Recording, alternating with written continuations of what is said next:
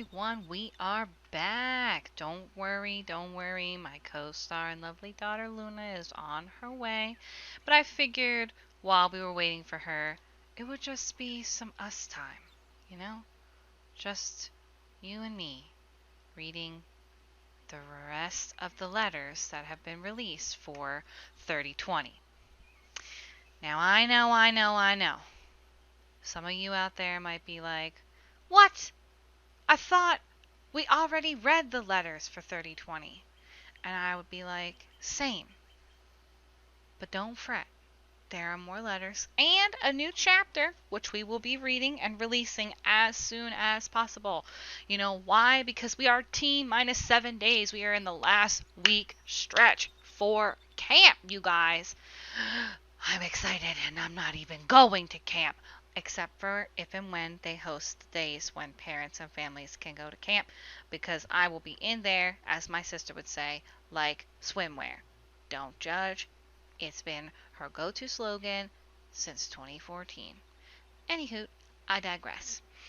All right, let's get into this. December 1st, 2040. Entry log number 1256. Items, personal letter, and photograph. Location found, Tranquil Lake. Items were scanned and saved to archives. December 1st, 2040. Dear Nadia, I'm not sure if you will ever read this, but my heart hopes this letter finds you somehow. This picture was of our last Thanksgiving. I can't believe it was really our last. I hope that wherever you are now, you will find friendship and a reason to gather and be thankful like we did for so many years. I am sorry your mother couldn't be there with us. I am sorry for everything you had to endure. But Nadia, I am so proud of you, of your courage against everything we faced together. Your strength is what kept me going. You will be okay, Nadia. I am sure of it. You are a survivor. Remember that Daddy loves you. Dad. Aww. The feels, you guys. The feels. The next letter. June 13th, 2041. Entry log number 1598. Item, personal letter. Location found, Tranquil Lake. Item was scanned and saved to archives. June 13th, 2041. Dear Nadia, I am sorry I haven't written you for almost a year. I have been busy staying alive, hoping to see you again. I realize I never will. In the year that has passed, I have come across fewer and fewer humans. Only one in the past 2 months. He died a day later, shot by a sentinel. It was too late to save him. I fear that I am the only one left in this world. I can no longer hide and do nothing. Today I will do something. If I am to die, I will do so fighting, because I know that is what you would do too. I have spent the last year gathering enough scrap metal and supplies. I will leave them here in this cave and hope you find it someday. How? I don't know. But you have always been a smart girl. I only have one set of explosives left, and I will use them to take down enough of the GDI with me. Don't think of me as a coward, Nadia, but the sooner I do this, the sooner I can be with your mom, to wait for you just like we always did every year when you returned from camp. I love you, Dad. You guys! These letters. Ah! Hello, hello. You guys can Hello. see. Yes, my co-host is back. She's got her pew-pew weapon in her hand. Yeah. And she's got her camp outfit. Yeah. Alright, so we're picking up with the newest chapter that was released. Chapter 11, Nadia. Bum, bum, bum. No, I'm kidding. Okay. Nadia opened her eyes and immediately realized where she was. She held her breath and struggled to break loose from wires that were attached to her. It was like being caught inside a net that had been stuffed in a tube. Feeling her lungs starting to burn, the desire to gulp for air growing stronger, she began panicking, punching and kicking the glass in a frantic attempt to break out. She could not hold her breath any longer, and her movements started to slow down, her arms and legs feeling heavy, her chest feeling like it was being crushed. A mild, incessant beep, beep, sounded in the dimly lit lab, and just as Nadia started to pass out, the glass around her shattered, and she felt herself fall, landing hard on the ground, as fluid from the cryotube she had been sleeping in showered down on her. Instantly she rolled over on her side and began coughing. With effort she pushed herself up onto her hands and knees and retched loudly, coughing and spitting out whatever liquid that she had swallowed. When the retching, coughing spasm subsided, Nadia slumped over on her side and lay there for a long moment, eyes closed, gasping and drawing in huge gulps of air, trying to catch her breath. Eventually, the aching in her chest gave way to the pleasure of being able to breathe freely. Still lying there, the girl opened her eyes and felt a jolt of fear shoot through her. Two huge steel feet were standing on the concrete ground a few inches in front of her face. Steel feet that were attached to legs. Her fear at seeing that quickly turned to panic as she recalled what those feet and legs belonged to. She tried to get up, knew she needed to do so, needed to run, but was too weak. Congratulations! You are awake. Your stats are stable. You are suffering from high levels of fear, which is understandable, as well as suffering from the effects of long cryosleep, a deep male-sounding yet robotic voice said. Nadia rolled over on her back, rubbed her eyes, and then gasped aloud. A sentinel was standing there, looking down at her, its head tilted to one side, the odd V-like face outlined with blue light. But it wasn't attacking her. Why? Slowly, worried about what might happen, she tried to stand up, but was weak and went down on her knees. "Careful," the sentinel said in its unusual robotic voice. The girl frowned at that, wondering why a sentinel would care if she was careful or not, or if she got hurt or not. She glanced up at it as she struggled to get to her feet. As soon as she did, a wave of dizziness overtook her, and she stumbled slightly, and then her legs went limp, and she ended up going down on her knees again. Oddly, the huge sentinel took a slight step toward her, holding out a hand as if to help her. Still not sure what to think, the girl just knelt there studying the giant robot. It didn't seem as if it wanted to harm her. If it did, she would be dead already. After another moment ticked by, Nadia slowly reached out and took the machine's arm, allowing it to help her stand. What are you? Why are you helping me? Nadia was confused by the robot's actions. "I am a special paramedic automated robot knowledge system. I am here to help you through this time of adjustment," the robot explained with a tilt of its head. "I am programmed to keep you safe while you and others are in cryosleep, and through transitioning after you have woken up." Nadia said nothing to that. Confused, she just stood there. You're a sentinel. The girl said in a nervous voice. "No, I am Automated Robot Knowledge System," the sentinel replied. "I was programmed by Dr. Wu, him and that lady with the glasses who always is carrying around a logbook." Huh? Nadia grunted, still not fully understanding. Doctor who? Wu? "Yes," the robot answered. "He programmed me to look after all the Chosen while they were in stasis and assist all of you when you woke up." Well, that explained some, although she wasn't sure how. From what she could recall, it was supposed to be impossible to reprogram a sentinel, which meant that either Dr. Wu had figured out a way to reprogram one, or he had built this thing from scratch and then programmed it. She knew that it must have been there all this time. watching over them and keeping them safe, so she assumed she might be able to trust it. Maybe. Well, I'm Nadia. It's nice to meet you. Sparks. That's what I will call you. I'm not calling you all that stuff. That big name thing you just said.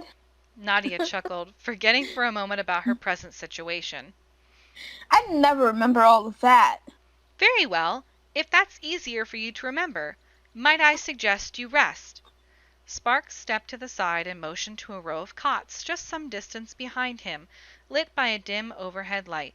You have been asleep for a number of years, and it will take some time to fully regain your strength. Nadia pursed her lips out and frowned, thoughtful as she glanced from the giant robot to the cots and back again.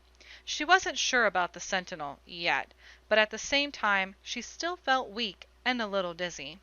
After a moment she straightened up and slowly walked over to sit on the nearest cot, looking around at the area as she did so. The air in here felt cool, she suddenly realized, and smelled a little musty, like a room that had been locked up for a long time. When she lifted her left hand up and looked at her palm, she saw that it was covered with a good Ah, amount of dust. Frowning, she looked back up at Sparks, asking, how long have I been asleep? What's happened? Where's my dad? Sparks, who had been programmed to help the children through their transition, started to explain the history of all that happened. This might be difficult for you to hear, and I would have rather waited until you were stronger, more awake, What happened? Nadia persisted. If Sparks had been a living person with emotions, his shoulders would have slumped, and he might have sighed. Actually, Nadia thought she had seen the Sentinel do just that. Do you know what the term nuclear fallout means? Nadia did somewhat. Bombs?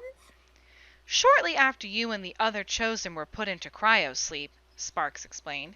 Actually, on the same day, the machines who were at war with, well, everyone else, caused a nuclear fallout. Nadia felt numb terror filling up inside her at hearing that. Her father, her Uncle Mason, she heard herself blurt out. How? But it sounded as if another girl had asked that, and not her. Very easy, Sparks replied. They hacked into at least one country, perhaps the former country we are now living in, took over their nuclear arsenal and systems, and launched the missiles. Once the first nuclear strike was initiated, it quickly escalated, the end result being, well, not good for the world beyond this chamber. Nadia felt tears welling up in her eyes. You mean a nuclear war? There's a nuclear war? Sparks tilted his head to the side as he looked down at the girl. I'm afraid so, Nadia. One started by the machines in order to annihilate all human life. She began to cry. Everyone is dead? Sparks took a long moment to answer. Yes, everyone beyond this chamber, as far as I can tell. My scanning system has not detected any sign of human life for 321 years. What? Nadia was shocked to hear what the robot had said. You said what? How long? 321 years, Sparks repeated. Stop! Nadia shouted, feeling dizzy and confused over all of that. Have I said something wrong? I believe my internal clock is working properly. Ignoring that, Nadia said, 300 years? I thought we were only supposed to be frozen for like 20 years or something like that. Originally, that was the idea, Sparks confirmed. However, shortly after you were all in the cryopods, Dr. Wu was informed that the nuclear war had started, so he reset the timer and date for all of you to wake in 1,000 years. He then left, locking the chamber door behind him, leaving you all in my care, and most likely he died in the fallout from the nuclear bombs. Nadia felt saddened and horrified and shocked by it all. She lowered her head and started sobbing harder as she thought about her father, her uncle, and the world that was now gone. I knew this would upset you, Sparks said, and again seemed to sigh. Perhaps I can do something to cheer you up? Would you like to hear music? I can sing for you. Nadia frowned and looked up at the robot. Was he serious? Dr. Wu left detailed files for me to analyze while you all were in cryosleep, Sparks explained. Everything from classical literature to pop culture. He believed analyzing these things would help me relate to all of you better once you all awoke, and for all of you to feel more comfortable with me. I could sing you the classic, Don't Worry, Be Happy. I believe that might be appropriate right at the moment. Nadia didn't answer him. She just sat there frowning as she looked up at Sparks. No? Perhaps a rendition of Funky Cold Medina. Nadia's frowns deepened as she leaned a little backwards. The funky what? No, no, Sparks said as he waved one huge robot hand in the air before the girl. Perhaps that's too inappropriate for someone your age. The girl sighed as she wiped tears away from her cheeks. No thanks. She finally said. I don't want to hear music, even inappropriate music. Not that it matters. The world is dead. Not exactly, Sparks said. As I have said, my scans have detected no human life in over a century. However, my range of scanning is limited, and beyond that range I have no idea what became of the world or what might be alive in it, as I have never left this chamber. You all are my priority. All I can assure you is that the radiation levels have dropped drastically beyond the chamber door. They oddly did that about 4 centuries ago for some reason. As Sparks finished saying that, he looked up at the darkened ceiling above them, tapping one metal finger against the side of his left cheek as if thoughtful. Very odd. I haven't been able to figure that one out or explain it. Yet. Sniffling, the girl stood up to face the huge robot. What day is it? It is June 23rd, 3005, Sparks replied, at 11:46 in the morning to be exact. I'm 900 years old? 10-year-old? You've never left this chamber. I have had no need to, Sparks replied. You and the other chosen are my priority. Nadia sniffled as she looked around the dimly lit room. Where's the door? She expected the robot to refuse to show her, maybe try and warn her against leaving, but to her surprise, Sparks turned to the side and pointed over to the far wall. Nadia scuffed her way over there. Her legs felt stronger now, and she was less dizzy. The door was huge, a massive vault-like door with a large rectangle security-like panel beside it. After staring at that for a moment, the girl lifted her right hand up and placed the palm of it onto the panel, but nothing happened. She then tried to push on the door, but it felt as solid as a mountain wall. Locked. You can't open that, Sparks explained as he stood there watching the girl try to push the door open, to which Nadia replied, Well, who can? Sparks walked over to the door and placed one huge hand against the electronic panel, which instantly lit up, and with a loud bang and then a groaning sound, the door opened. Well, I guess that answers that, Nadia muttered. For a moment she stood there looking down the dark tunnel as damp, musty-smelling air flowed around her. I would warn you against leaving, Sparks said, but I can tell that won't stop you. Nadia looked back at him, but said nothing. Looking back down, she wondered what she might find on the other side of that doorway. Was the world still out there, or was it all ash and dust? The only way to find out, she thought. Have fun storming the castle, Sparks called from behind her. The girl paused and looked back at the huge robot as he stood in the open doorway behind her. That's from an old movie, Sparks told her. If you return from your walk, I can show it to you on the data pad I have. The girl made no reply to that, other than nodding her head before turning forward and started walking. The hallway was mostly dark and damp. The air smelled moldy, but she noticed that beneath that she almost thought she smelled a flowery scent.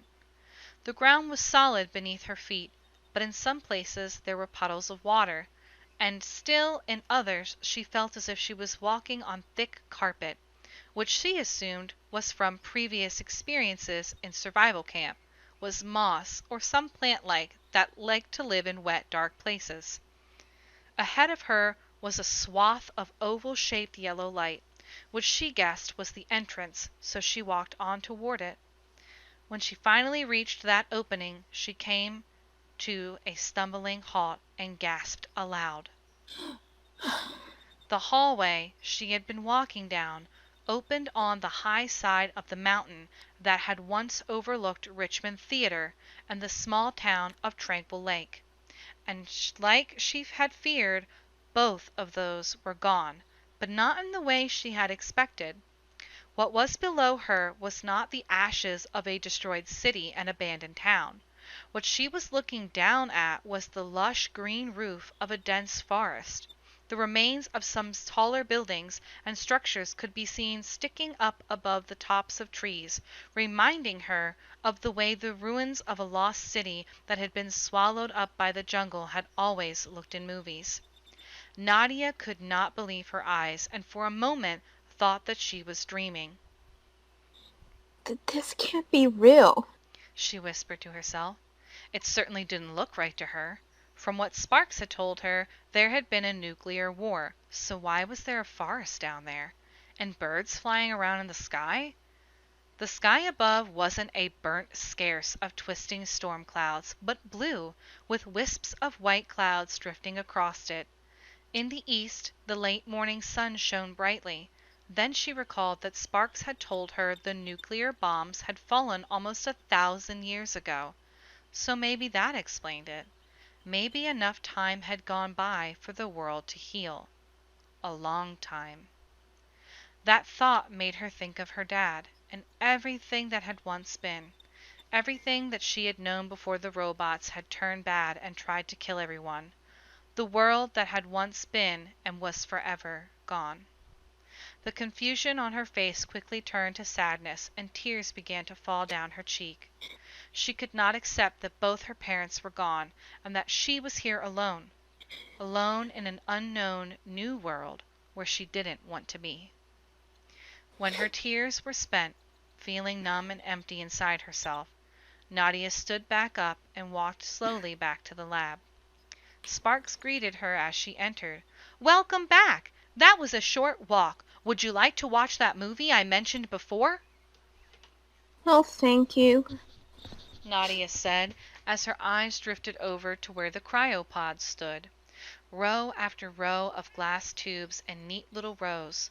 Slowly she walked over to them, going down the rows, seeing the faces of those sleeping within in the frosty glass. She recognized some of the faces, friends that she had spent time with at survival camp for many summers. Others she didn't recognize, especially some of the adults sleeping in their cryopods. She had no idea who most of them were.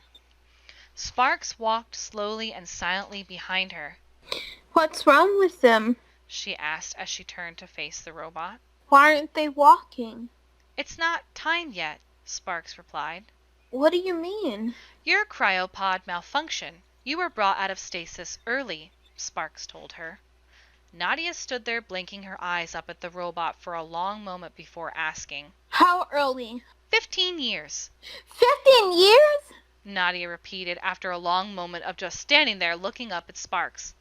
I would give you the exact time on how early, Sparks remarked, as he tilted his head to the right, studying the girl. But I can tell by my scans of you that it would only make you more upset than you already are. Sighing, the girl looked around at the people sleeping in their cryopods. No one will wake for 15 years? Yes, Sparks replied. They are due to awake in the year 3020, as Dr. Wu set the date for that.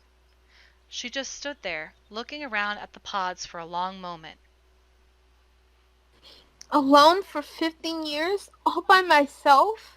You are not alone. We are together, and here to look after those still asleep. Together, we'll figure the rest out. Nadia thought about that for a long time, trying to understand what he meant. Look after those still sleeping. He was asking her to help him keep the other chosen safe. Finally, she nodded her head as she glanced around, and as she did so, she noticed another pod in the second row behind her. The glass on it was broken. She frowned at first, thinking it was hers, but then she recalled her pod had been closer to the front of the room. Slowly she walked over toward it, asking, Was this another malfunctioning pot like mine? "Correct," Sparks replied. Where are they now? "Not here," Sparks replied. What do you mean? "He did not return from his walk," Sparks answered. Sparks, what do you mean? Nadia asked. When did he go on his walk? 321 years, 1 month, 3 weeks, and 42 minutes ago, Sparks replied. Nadia arched her eyebrows up at that and said the only word to enter her mind, that was simply, Really? She had actually meant that as a typical sarcastic remark and not an actual question, but the robot answered anyway. "Really?" If I doubt he's still around. the girl muttered as she looked back at his pod. She never would have imagined hearing a sentinel be nice to her, not after what she remembered robots like Sparks doing to people. Then again, none of the robots she had known before she had gone into her cryopod had tried to be funny and cheer her up, or offer to sing to her. None of the sentinels back in the old world would care enough to spend 1,000 years looking after all these sleeping children and adults and making sure they were safe. But Sparks had. Suddenly feeling tired, Nadia walked back over to the cot, the original one Sparks had suggested she rest in earlier, and sat down on it as she thought over her situation. The old world was dead, all those she had known beyond this chamber. Her father, uncle, everyone dead. But a new world was growing out there. She had seen it herself, and as she thought about it, she looked over at the cryopods with the sleeping children and the adults in them, and wondered what that new world might be when everyone woke up in 15 years. Thinking these things and much more was exhausting, and eventually Nadia fell to sleep. Outside the gates of the ruins of Richmond Elementary, a buzzing sound could be heard. Tick, tick, tick. Possible threats found. Continuing scanning procedure. The Guardian scanned for threats as it had been for the past 1,000 years. The robots had been programmed to hibernate, to preserve their solar power once they had found no threats. This time, though, while the scan did not pick up any human life, something was different. The result, rather than coming back as "no threats found," came back as "inconclusive." The robot did not put itself in hibernation. Instead, it remained alert, and after a short while began performing a grid search, patrolling for what had disturbed it. When Sparks had told Nadia that she was suffering the effects of prolonged cryosleep, she had assumed that had just meant being weak and dizzy. However, when her rumbling stomach awoke her, and she felt the cramping feeling in her belly, she knew all too well, she realized there was more to it than she had first thought.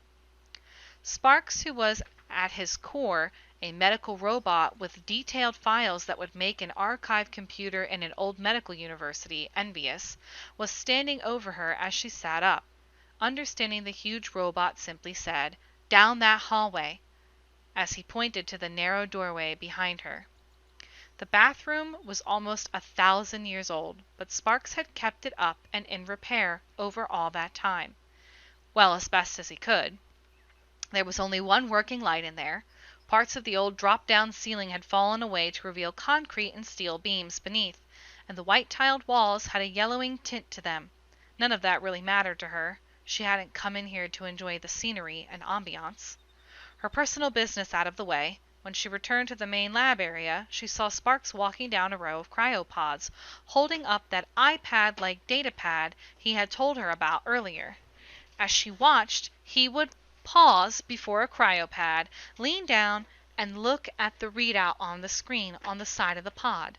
Stand back up, tap on the datapad, and then move to the next pod, and all while singing softly to himself, "Sweet dreams are made of these. Who am I to disagree?" Weird, but at the same time the girl realized that Sparks was checking on the pods to make sure they were functioning properly, and those asleep inside were healthy. Nadia scuffed back over to her cot and found a bottle of water sitting on it. "Drink!" Sparks told her. "It is important to replace your fluids." Nadia lifted up the bottle. It felt cool in her hand. After a second, she twisted the top off and took a sip. That felt so good. So she drank half the bottle before she realized it.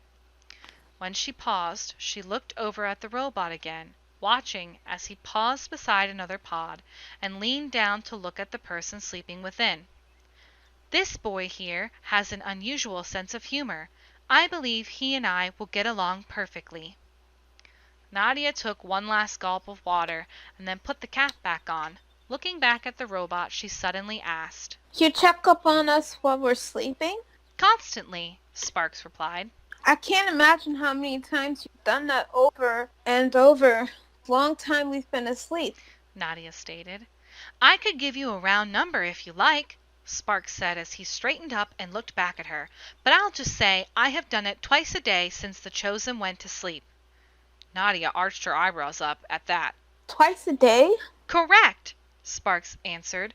"Unless the system alerts me of a problem, as it did with you, I check on the stats of each pod once in the morning at 0900 hours and once in the evening at 2100 hours."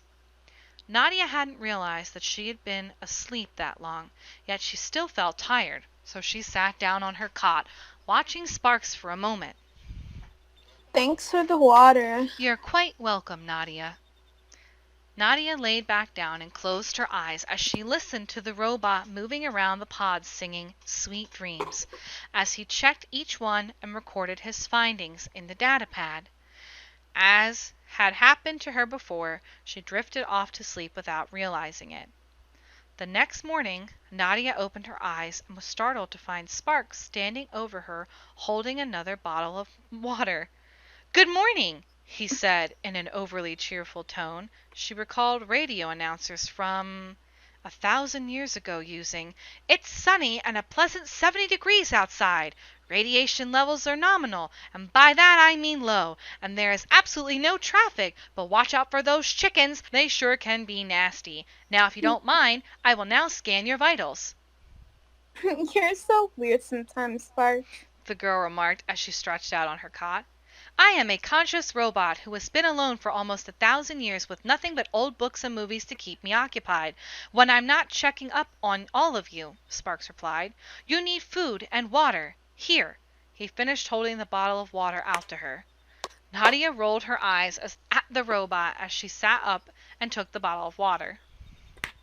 Thanks, she said as she took a big drink. Then a thought occurred to her. Is there a lot of supplies here? "There was," Sparks said. Was? Nadia asked as she looked up at him. What do you mean, was? "The previous child, whose cryopod malfunctioned, was here for almost 30 years. He went through most of the supplies during that time," Sparks explained. Ate all the food? Nadia yelled. "Most of it, yes," Sparks said. "He really didn't go out much to explore. Mostly he stayed by the desk and read books and ate. When I had remarked that he was getting a little heavy, he called me some rude names." Nadia frowned at that. Well, that was rather rude of him. "Indeed. What's left of your supplies? A few MRE meals and 2 cases of bottled water," Sparks told her. Shiitake mushrooms? Nadia said, as if cursing as she thought that over. "No, we don't have any of those in stock," Sparks said. The girl ignored him as she looked over at the cryopods with the sleeping children and adults in them. A few dozen MREs and a case of bottled water wouldn't get her beyond a few days to, well, maybe 2 weeks if she stretched it. After that there was nothing, she realized, and when all these people woke up... "I have something for you!" Sparks' voice snapped Nadia from her daze. Uh-huh, what? She asked as she walked over to the robot. He was holding in a familiar crate. Thank you. Nadia reached for the items, her eyes suddenly filling with tears as she sat down thinking to the day she had received this crate. Her mind could not wrap itself around the idea that so many years had passed. Okay, I need to make a plan, she said as she tried to make her voice sound confident. She took the items out of the crate and spread them out. The crate had been issued to every child and came with the same supplies: a small handgun, ammo, a small knife, first aid kit, and a change of clothes. Each child had been allowed to also pack some personal belongings. Nadia sighed heavily as she saw the familiar colors. She gently traced her fingers over the items. She pulled out each item and set it on the bed. Then she saw the pocket camp. There's no way this still works, She said as she picked it up and turned it on. She heard a familiar sound, and her jaw dropped open as she watched the screen turn on. That's impossible. Nadia forgot where she was for a while as she played with all the options on her device. The grumbling in her stomach soon reminded her of more important things. She was hungry. She could go get one of the few remaining MREs, but decided to leave that for now. She might need it later on. Instead, she packed her backpack with a few things, including one of the protein bars she had snuck and hid in her personal belongings all those ages ago, and decided to go out and explore and see what she might find. "Where are you going, Nadia?" Sparks wanted to know. Out for a walk. "Oh, dear," Sparks said in a somewhat worried tone. "Will this be one of those walks like the other boy took that will last forever?" No, I'm just going to look around the area, see if I see anything useful out there, and the others might be able to use when they wake up. The girl replied. "Oh, well, of course, that makes sense," Sparks remarked, sounding relieved. "Just remember."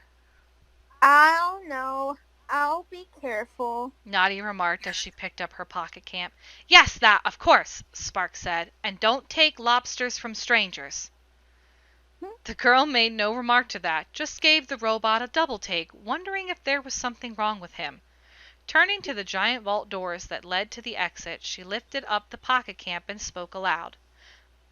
My name is Nadia Lewis. Today is June 24th, 3005. I'm heading out to find food and water. I don't know what is out there, but I know I'll never find out if I stay in here. And when everyone else wakes up, we're going to need to eat and drink. She switched the device off, clipping it to the front of her backpack strap so she could keep it handy. She held her head up high and walked out the door, pausing as her eyes adjusted once again to the brightness of the sun when she had reached the doorway. Once her eyes had adjusted, she hunted around until she found a path that seemed manageable and made her way down into the valley below. She had walked for not long, maybe a few 100 meters. Every step she took, she felt more sadness overtake her. There was nothing but ruins left. Stone blocks that had once been buildings, foundations of what might have been stores, the rusted and brittle skeletons of a bus.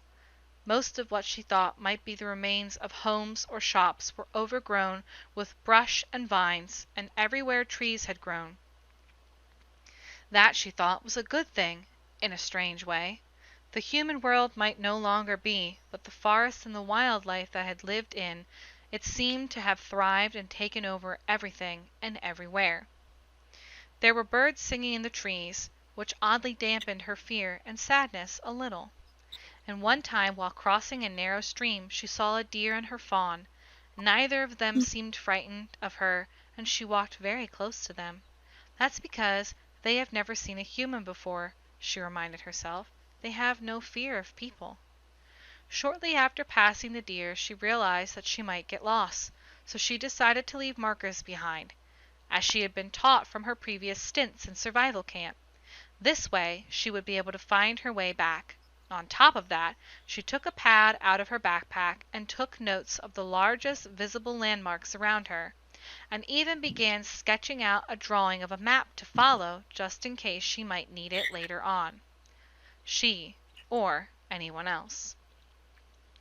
When she came to a broken highway, she sat at the edge as she looked at all the destruction that had occurred to the city ages ago, now slowly being swallowed up by the forest, and felt sadness again. People used to say that there was a light at the end of the tunnel. Not me. What I found was depth, despair, and loneliness.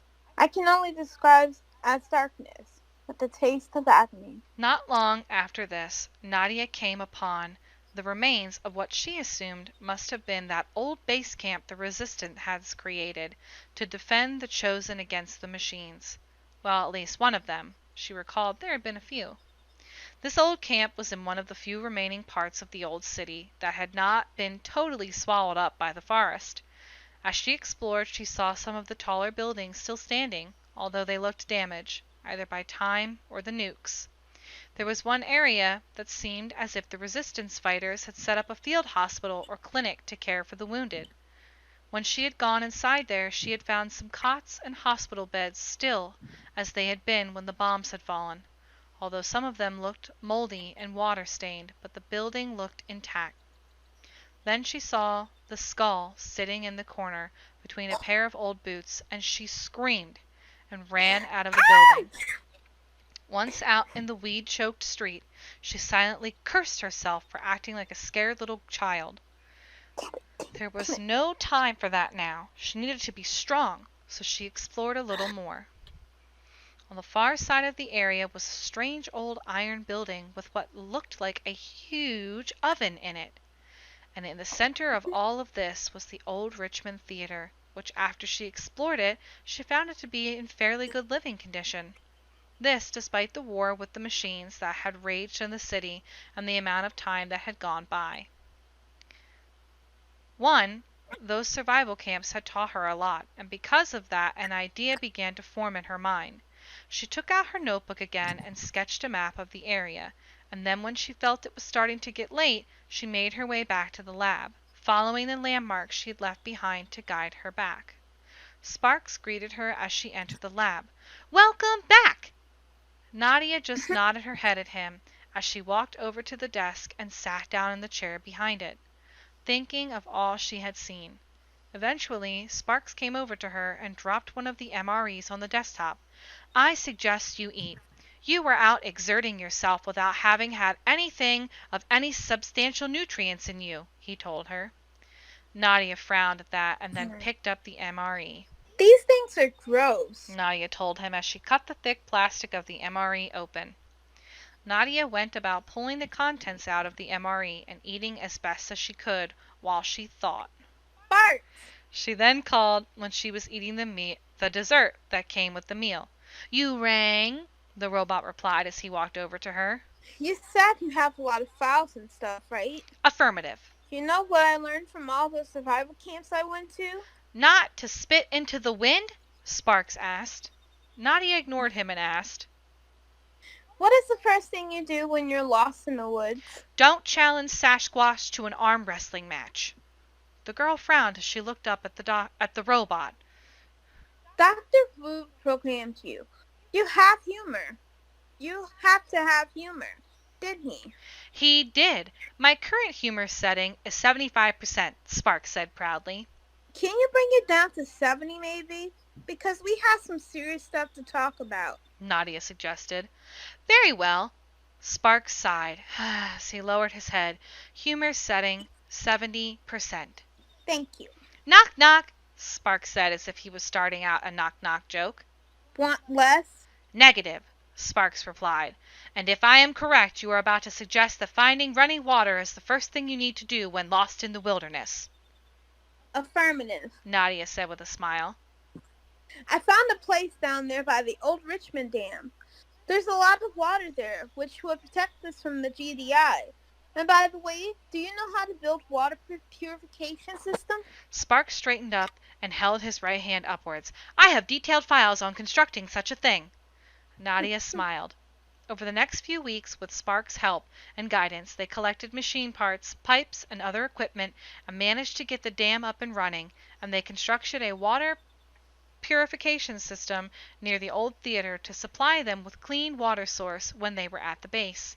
Finally, on one sunny, humid afternoon, all seemed to be set, and they were putting the last adjustments on the system. "I hope this works," Nadia said to Sparks.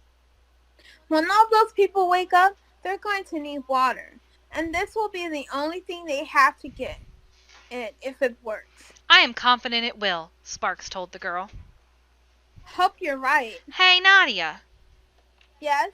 A horse walks into a bar and orders a drink. The bartender turns around, takes one look at the horse and says, "Hey, buddy, why the long face?" Nadia bit her lips to keep from laughing out loud. When she was sure she wouldn't, she asked, Sparks, what's your current human setting? 68%, the robot replied. Want to drop that down to 50? Negative, Sparks replied. Water filters are all adjusted. I suggest we give it a try.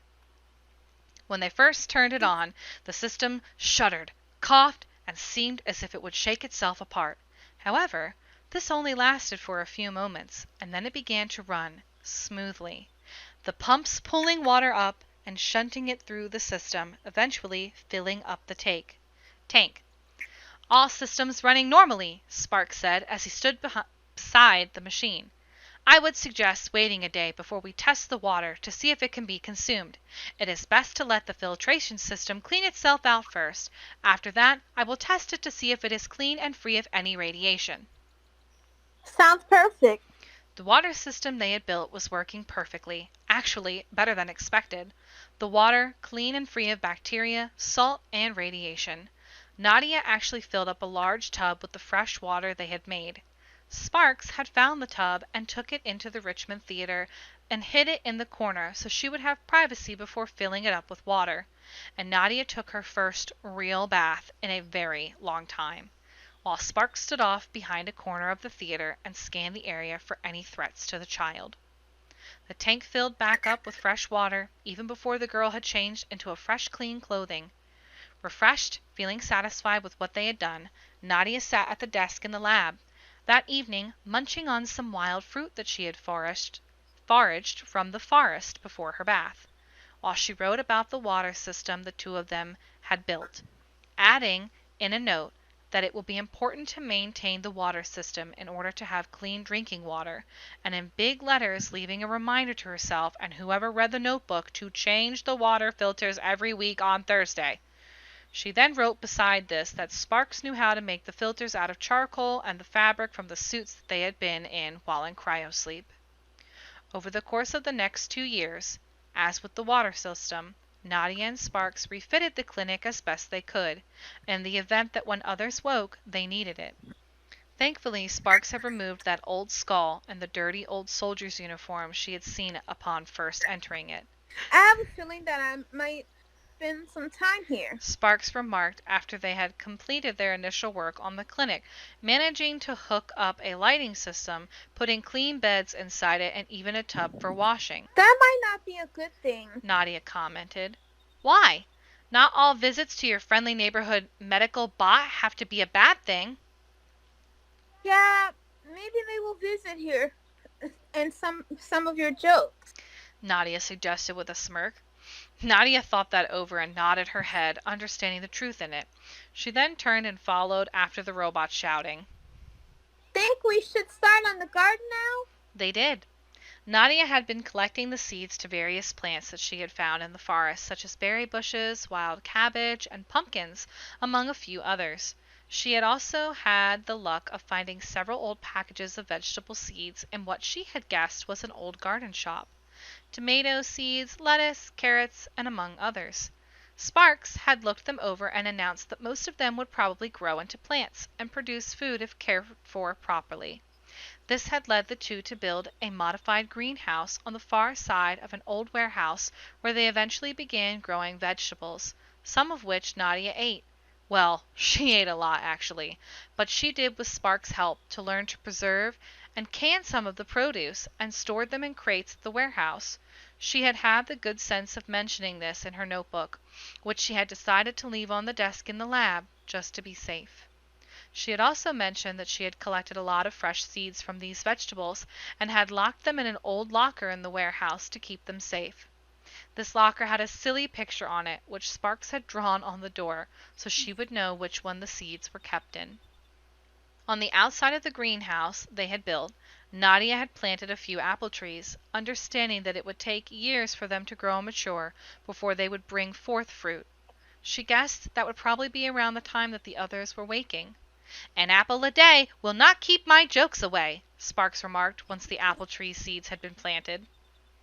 No, but me asking you to turn your humor setting down will. Nadia told the robot. You wouldn't do that to me again, would you? No, I don't think I will do that. Nadia replied. About 2 months later, as summer was turning to fall, Nadia had gone out on one of her exploring missions. She had done several of these over the years, exploring beyond the base camp she and Sparks had built around the old theater, going deeper into the old ruins of destroyed city and scavenging for whatever she could find. Tools, old clothing that hadn't molded or decayed, pots, pans, knives, everything and anything that she thought might be useful to the others when they woke up, she would take back and store them in the base. On this day, a gray, chilly day, through which misting rain fell, she had been hunting around an old, partially destroyed strip mall she had stumbled over. The place was half flattened by time, trees going right out of the shops that no longer had storefront windows or signs telling the world their name. In one of these shops she found a pair of boots that looked as if they might fit her, but when she tried to put one on her right foot, it totally fell apart as if it had been made from ash. Annoyed with that, she had cleaned the stuff off her foot and slid her original shoe back on. She was growing, as Sparks had often hinted at, and her original clothing was getting tight and uncomfortable. Not to mention that her sneakers didn't smell like a rose garden, but were getting tight and uncomfortable to walk around in. She had just stood back up and was going to look around to see if there were other shoes or boots in the store when she heard a commotion coming from the back room of the store. Startled, Nadia spun around to face the noise as she dropped down on one knee. Her rifle was up to arms in the blink of an eye, and she took aim at the light doorway the sounds came from. An instant later, a deer rushed into the room and ran right by her, not even noticing her, as it raced through the store and leapt out what had once been the storefront window. After a moment the girl stood up, wondering what had startled the animal. Cautiously she stepped over to the back doorway, leaning against the wall, listening for a moment before finally peeking around the doorframe. Through the open back door of the store she saw something large and steel gray in color moving through the brush. Eventually she caught full sight of it when it crossed an opening between a bush and a trunk of a tree. A guardian! She clenched her jaws, not so much out of fear as it was from anger at the sight of the killing machine. She felt a sudden hate for it, but that hate did give way to fear, and she suddenly realized it could scan the area for life forms, and if it did that to the store, it might find her. Slowly, she leaned back against the wall, and while trying to make as little noise as possible, she loaded a round into the chamber of the rifle. That done, she fell still, listening to the sounds of the machine as it moved outside, and when the noise of it moving and walking slowly faded, she moved quickly in the opposite direction. She made it out of the store and through the woods for a short distance, using the trees and brush for cover, but twice she had to duck and hide as the machine seemed to suddenly walk in her direction. She had no idea yet if it could sense her or not. Oddly, one time when she was hiding behind the trunk of a very large tree, as the guardian approached her, it paused, made an odd ticking sound, and then turned around and walked in another direction. That didn't mean it didn't know she was in the area. It might have sensed her movements or body heat, but when she had hid, it had lost her, and so off it had gone to search a new area, or so she thought. After waiting a good 10 minutes, Nadia moved again, heading down a brush-choked hill and around the crumbled remains of an old building, partially overgrown with brush and vines. Beyond this was a wide clearing through which a narrow stream flowed, and just as she was about to cross it, she heard the robot coming back in her direction. Quickly, she glanced around for a hiding place, but there was none. She was in the open. Suddenly, she heard the babbling of the nearby creek. Running water! The machines could not detect human life through water. Their scanners couldn't penetrate it, especially running or moving water. This is why the dam was a safe place for everyone to live, at least until the GDI was defeated. Tossing her rifle across the creek, she slowly walked into it. The water was cold, but she didn't care. She knelt down and glanced over to her left and saw the robot come out of the forest and enter the clearing. Before its head turned in her direction, Nadia took a deep breath and totally submerged herself under the rushing, ice-cold water of the creek. Just as she went completely under, the robot turned its head towards the creek and stood there for a long moment, as if waiting for something. Eventually, it turned its head away and for a short moment walked in a circle before finally heading off back the direction of the stores. No sooner than it had left the clearing, Nadia sat up, drawing in a huge gulp of air. She had held it for as long as she could, and finally had to take her chances and a breath. Brushing her dripping bangs out of her eyes, she looked around for the robot, saw nothing, and decided she wasn't going to wait a moment longer. She managed to make it over to the far shoreline, retrieved her weapon, and made her way back to the lab safely. Sparks stood there with his back to the girl, listening as Nadia told him of her encounter with the Guardian, while she dried off and changed into dry clothing. "I was afraid of this," Sparks finally said, when she was done talking and had dressed herself. "They can sense you." How? "I honestly don't know, Nadia," Sparks admitted, "but they can. They might not be able to see your biorhythms on a scan, but they know you're in the area. After all, you are the only living human in the world, at least at the moment, so they know you're here, and they will keep looking for you." Nadia stood there a long moment thinking about that. Shit. She finally said, as her eyes looked over at the cryopods with the sleeping children and adults in them, some of whom were her friends. "Nadia?" If they can sense me, Nadia answered the robot. they're looking for me. They might eventually find this place, won't they? "That is probable," Sparks admitted. I can't stay here. The girl finally said. Sparks made no remark to that, just stood there looking at her. I can't. Nadia said again, as she looked at the robot. Only now, after almost 3 years, she didn't see him as a robot. He was a friend, bad jokes and all. I can't stay here anymore, Sparks. If they follow me here, they'll find them and kill them before they even have a chance to wake up. "Where will you go?" Sparks asked in a soft tone. Nadia thought for a moment. We still have a lot of work left to do before they wake up. For now, I'll stay behind the protection of the base and the dam walls. That said, the girl went about packing her backpack with some food and water, before strapping her pistol to her hips, as well as her knife, and then slung her backpack over her shoulder. "Nadia!" I have to go, Sparks. "I understand that, but the sun has set," Sparks told her. "You'll never make it down the mountain in the dark." Nadia thought that over for a short moment. I either will or I won't. "I don't like this," Sparks said. Look at it this way. If I fall off a cliff in the dark and break my neck, they won't sense me anymore. So they'll stop looking for me, and they'll never find this place. "True, but I don't like it," Sparks admitted. I ain't crazy about it either, but I have to do this," Nadia said as she slung her rifle over her right shoulder and started toward the tunnel. Lock the vault door behind me. Sparks sighed. Very well.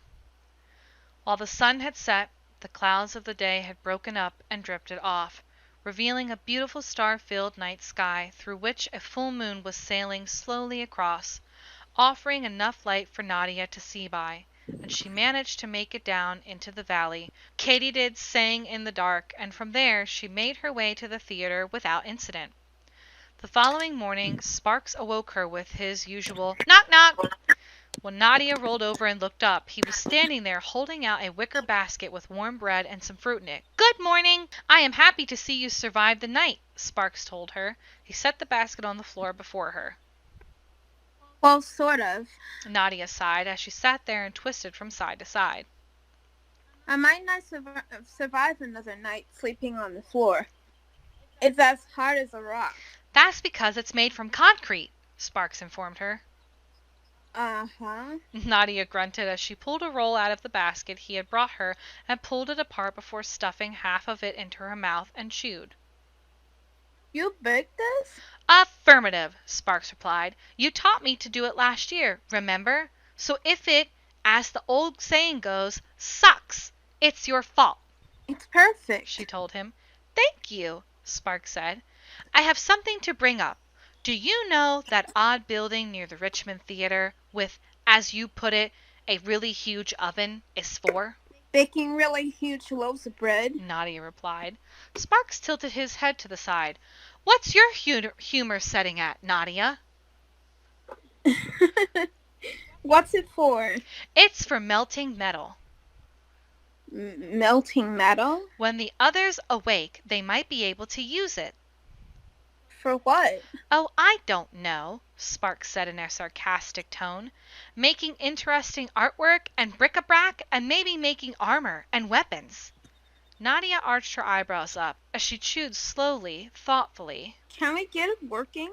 With some new parts and a lot of work, Sparks confirmed. That might work for smaller ones, she said as she looked up at Sparks.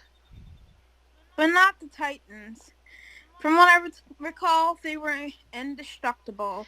Not necessarily, Sparks replied as he held up his right index finger. What? Quantillium. Quantillium? What the heck is that? Where are we going to get it? Quantillium. Sparks stretched out his arm toward her, showing it. Well, right here. Part of my casting is made of it. All of the robots are partially made of it except the Titans, whose armor is entirely made of it. The military discovered this metal years before and kept it a secret. They named Quantillium. I'm fairly certain that if we were to carefully formulate a mix, we could use Quantillium in the forge to make a weapon we can use against the Titans. By the middle of the winter, the forge was up and running, and by mid-spring, with Sparks' help, Nadia had constructed a fortified wall around most of the area, what she now thought of as the Richmond Fortress. On one afternoon, a cloudy one, they were working on one of the outer walls, pushing large boulders and chunks of stone that had once been buildings up to the walls to fortify it, when Nadia had heard what she first thought was thunder. Pausing, she glanced off to the west at the dark storm clouds there. It'll rain soon, she remarked as she looked back at Sparks. My spider senses tell me you are correct, Sparks agreed. Last week, when they had finished their work for the day, before Sparks had returned to the lab to look after the Chosen, the two sat in the old Richmond Theater and watched one of the old Spider-Man movies on his datapad. Ever since then, instead of saying his scans detected this or that, he instead said his spider senses. You know, when this is finished and everyone wakes up, we're going to have to work on fortifying and keeping this wall solid, Nadia remarked as she looked over what they had constructed so far.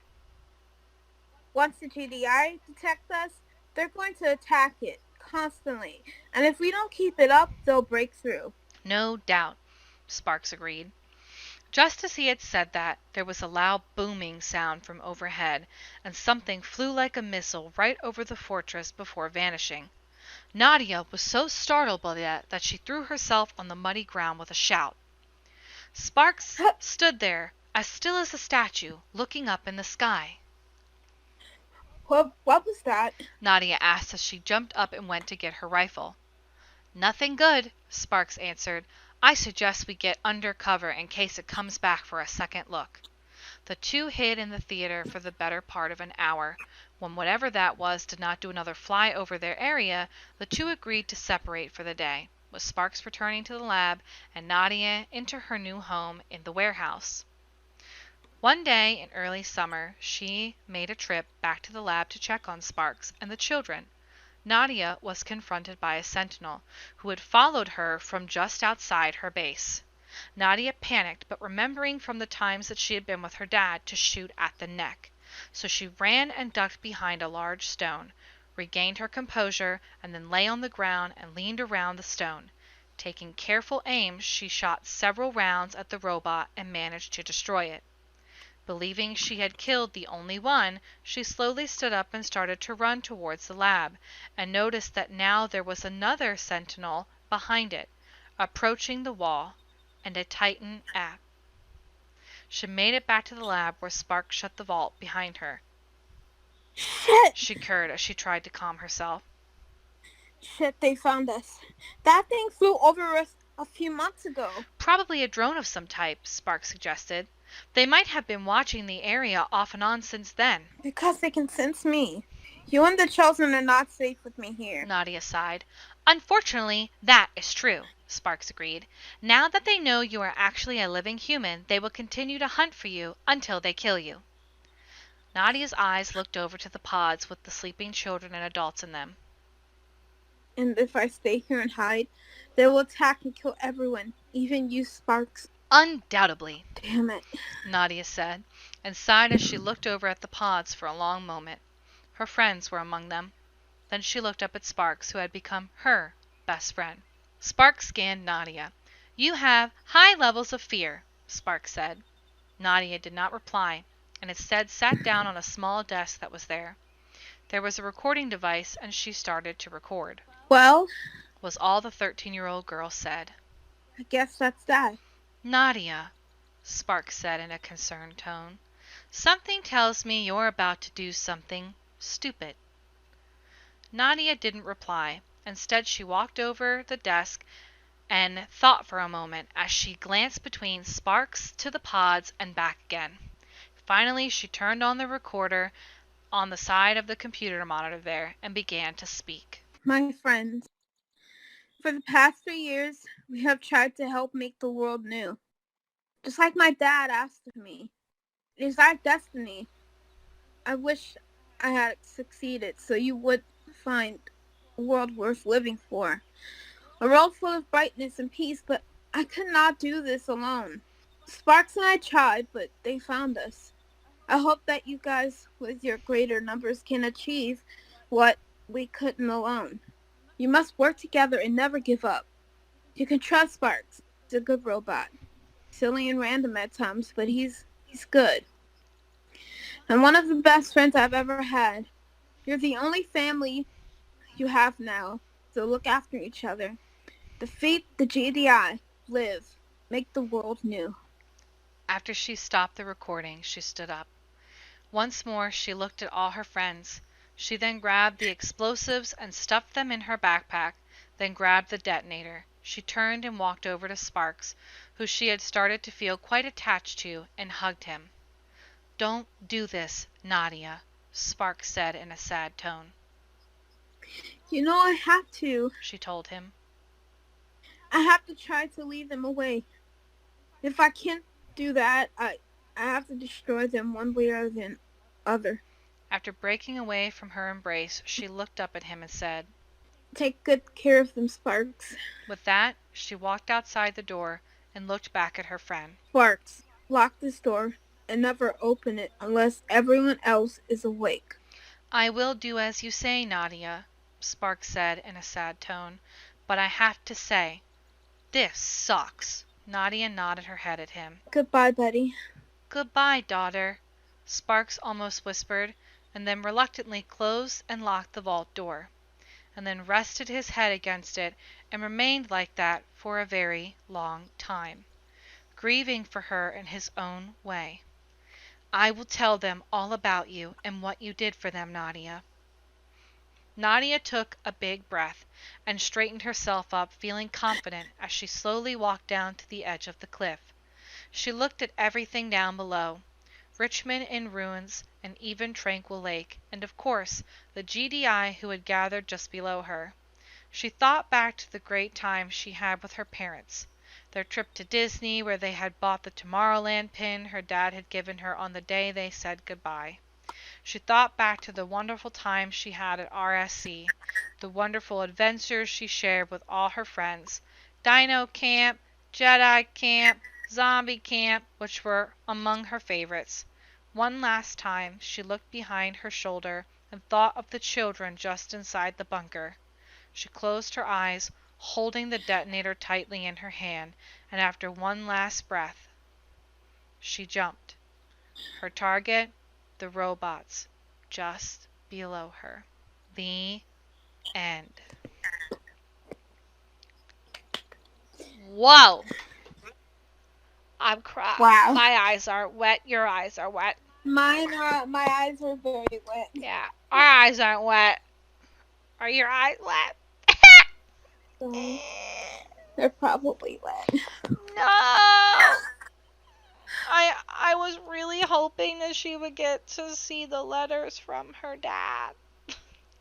Yeah. Man. Well, we don't know. Maybe she will.